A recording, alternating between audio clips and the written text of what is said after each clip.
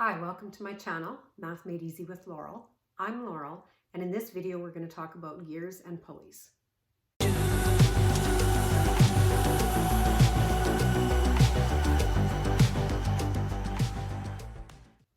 Before we start talking about gears and pulleys, I want to talk about the idea of inverse proportion.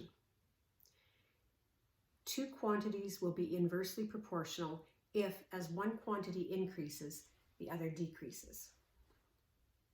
So if we were to take a look at two gears in mesh, the larger gear will turn slower than the smaller gear. So as we increase the size of this gear, the speed will decrease. Anytime that happens, that's called an inverse proportion. And with any inverse proportion, it means that the product of the quantities that are inversely proportional is always equal. So in other words, the size times the speed of this gear will equal the size times the speed of this gear. I'm going to write that as size of A times speed of A, and I'll just put A as a little subscript, will equal the size of B times the speed of B. That's different than a direct proportion. With a direct proportion, ratios are equal. With inverse proportion, products are equal. So that relationship will allow us to find the size or speed of any of those two gears as long as we know all of the other information. So for example, if this gear had 20 teeth and this gear had 30 teeth, and this gear is turning at 600 revolutions per minute, we want to find the speed of gear B. We know it's going to turn slower. It's larger, so it's turning slower. We just plug these numbers in to our formula. So the size of A is 20 times the speed of A is 600 will equal the size of B, which is 30, times the speed of B, which we can just call X or B or whatever variable you want. 20 times 600 will be 12,000. And in order to solve for B, I need to divide both sides by 30. That allows me to isolate B. So 12,000 divided by 30 is 400. So this gear is turning 400 revolutions per minute. That's the mathematical relationship between two gears in mesh. Let's take a look if we put a gear in between those two gears.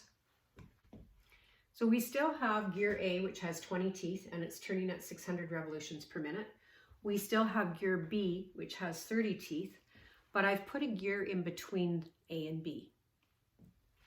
When you see a gear in between two other gears, that gear is called an idler. And what I want to do is take a look at how that idler gear affects the speed of gear B. First of all, we're going to find the speed of the idler gear.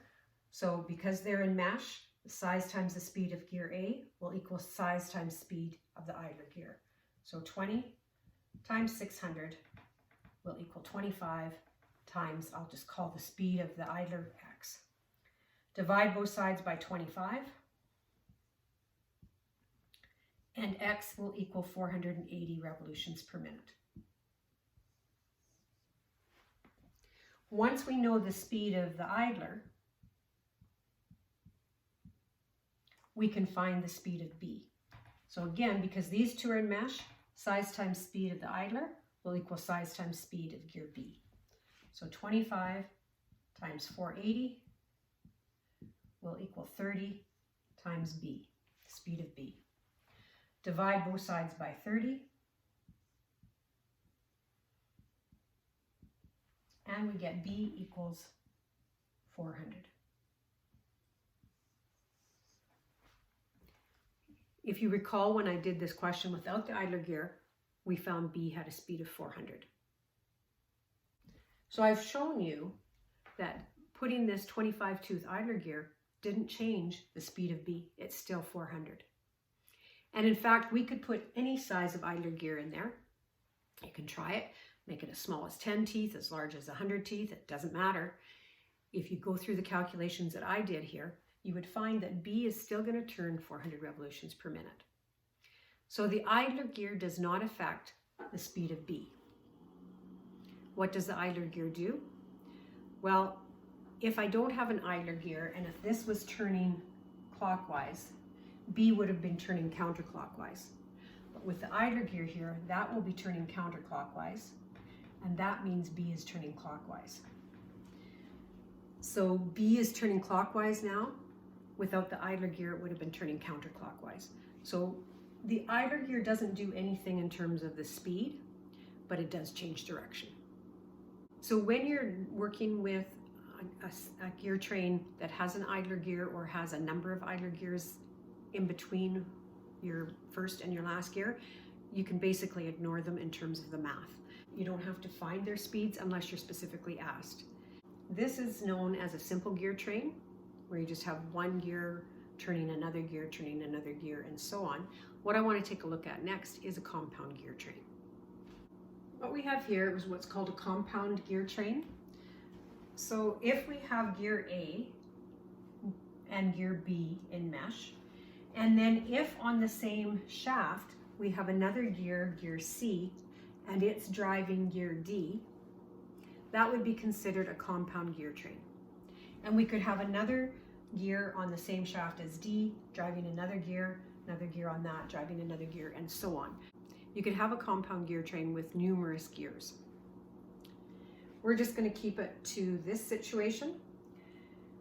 What you have to understand is that the relationship I talked about, size times speed equals size times speed, only works when the two gears are in mesh.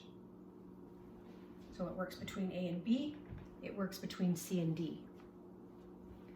The relationship between C and B is that because they're on the same shaft, they're going to be turning at the same speed. So when we did the calculation of finding the speed of B, we went 20 times 600 will equal 30 times B, and we found B to be 400 revolutions per minute.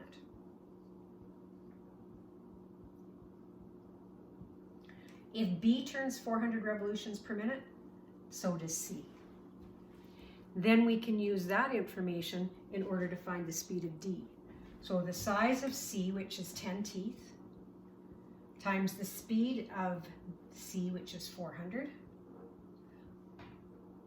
will equal the size of D, which is 25, times the speed of D, which we're finding. In order to solve for D, we divide both sides by 25. So the speed of D will be 160 revolutions per minute.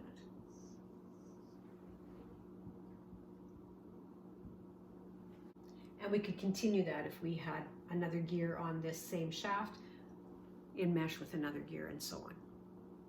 So be careful, do not do the size times speed relationship between C and B. If they are on the same shaft, they have to be turning at the same speed. We could also have an idler gear between A and B, or C and D, and if we did, I recommend that you just ignore it when you're calculating your speeds. It's not going to change the speeds of your gears, so it's not necessary to do the extra work. Everything that I'm talking about in terms of the math of gears works the same with pulleys. So let's take a look at pulleys. So if we had two pulleys belted together, and we're going to be dealing with their sizes not in terms of teeth, but their diameters. If I had a 20-inch diameter pulley here and a 30-inch diameter pulley here, the relationship between size and speed of the pulleys is exactly the same as it is with gears. As this pulley gets larger, its speed decreases. So we set it up exactly the same way. Size times speed of the one pulley will equal size times speed of the other pulley. So if this was pulley A and this is pulley B, the size of A times the speed of A will equal the size of B times the speed of B.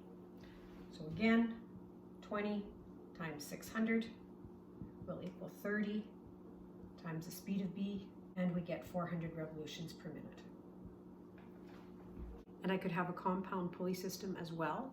I could have another pulley on the same shaft as B, and let's say its diameter is 10 inches, and it's belted with another pulley